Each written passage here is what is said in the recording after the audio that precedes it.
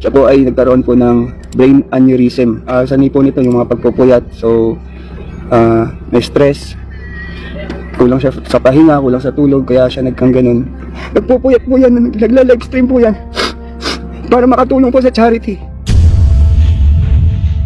Ang ka-look-alike ni Angel Locsin pumanaw na. Sino kaya siya? Tara, alamin natin ang buong detalye. Panoorin ang buong video.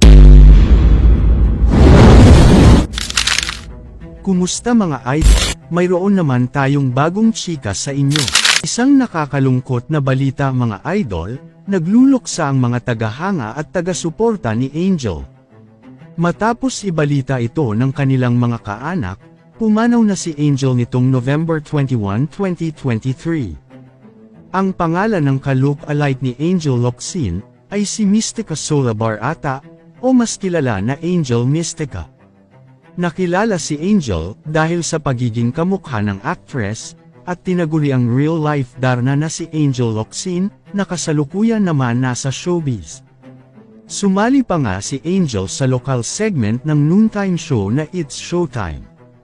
Batay sa Facebook post ng kapatid ni Angel na si Elena Sola Mullen, noong September 15, 2023, nananawagan sila ng tulong pinansyal para sa pagpapaospital kay Angel, matapos itong magkaroon ng aneurysm. Dear friends, our family is navigating a challenging time as we mourn the loss of my beloved sister. We're reaching out for support to help cover the funeral service costs. Any contribution, big or small, will be immensely appreciated and will go a long way in honoring her memory. Thank you for your kindness and generosity. Ani ni Elena sa captions. Samantala, may isang Jerson dumulaon na nagpasalamat sa pagbigay ng donation para sa mga gastusin, kaugnay ng pagkawala ni Angel. Dear family, friends, I wanted to take a moment to express my deepest gratitude for the incredible support, care, and love you've all shown during this incredibly difficult time of grieving the loss of Angel Mystica Barata. For all the presents, comforting words, and unwavering support have meant the world to us. In moments when the weight of sorrow felt unbearable, for all the kindness served as a beacon of light, reminding me that I am not alone in this journey of healing. For all the willingness to lend a listening ear, offer a shoulder to lean on, and provide unwavering support have been invaluable. For all the empathy and compassion have touched my heart in ways words cannot fully express. For all the acts of kindness have shown me the true meaning of love and community during times of hardship. Thank you guys from the bottom of my heart for being there, for me and for honoring the memory of Angel Mystica with such grace and compassion.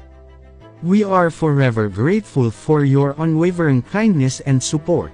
With deepest appreciation, Family of Mystica Barata. Marami naman sa mga netizens ang nagpaabot ng pakikiramay at nagbigay ng testimonya kung gaano kabuting tao si Angel. Sa mga nagtatanong kung ano po ang nangyari kay aka Angel Locsin, ang kaibigan po namin si Mystica, na mas kilalang Angel Locsin ka-look-alike po. Siya po ay nagkaroon po ng brain aneurysm. Sanay po nito yung mga pagpupuyat. So, may stress, kulang siya sa pahinga, kulang sa tulog, kaya siya nagkang ganun. Nakaraan, medyo nakaka-recover na kasi siya nung nakaraan, kaya hindi talaga namin in-expect na bigla siyang mawawala. Ang kwento kasi sa akin ni Tito, yung father niya, may kalagnat siya. Kinabukasan, doon na siya nawala. Doon na siya binawian ng buhay, guys. So, crinimate na siya kahapon. Hindi na kami nakasama sa sa kanila sa paghatid. Minsan umuwi na rin kami ng madaling araw, alas 4. Sa mga iba na ginagawang katatawanan yung nangyari, bahala na po kayo kung ano po yung isipin nyo. Kasi sa totoo lang, hindi po ganun kadaling mawala ng malapit at na kaibigan. Yung magulang po ni Angel, hindi rin po kami tinurang ibang tao, tinuring po kami parang mga anak. Mabait na tao po yan si Angel kung nalalaman nyo lang.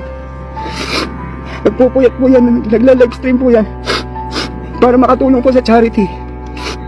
Kung makikita nyo lang po yung pinagdaanan ni Angel, sobrang hirap po ng pinagdaanan niya. Si Tito, yung papa niya po, hindi po umalis sa tabi niya. Kung maririnig niyo lang yung mga sinabi ni Tito. Pero anong sinasabi ng papa niya? Kaya mo yan. Andito mo lang ang daddy. Andito lang daddy, hindi kayo iiwan ni daddy. Always daddy nandito. Yun sinasabi lagi ni Tito sa kanya. Sabi lang ng hirap na pinagdadaanan niya. Nagsabi na, okay lang yan, buti na lang. Hindi yung original, yung nawala. Makabasa po ng pamilya yun. Masakit po sa kanila yun. Huwag po na tayo magpapag-comment ng ganun. Mas nakilala niyo lang po ng mas mabuti si Angel. Napakabait po nitong taong ito.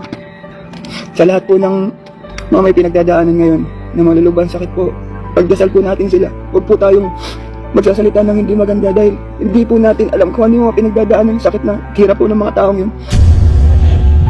Kayo mga idol, ano ang masasabi nyo sa chika topic natin ngayon? At syempre bago tayo magtapos sa ating video, ay inaanyayahan ko kayo na mag-like sa ating Facebook at mag-subscribe na rin. Hindi naman ako nagmamakaawa sa inyo mga idol, pero sana maawa na kayo.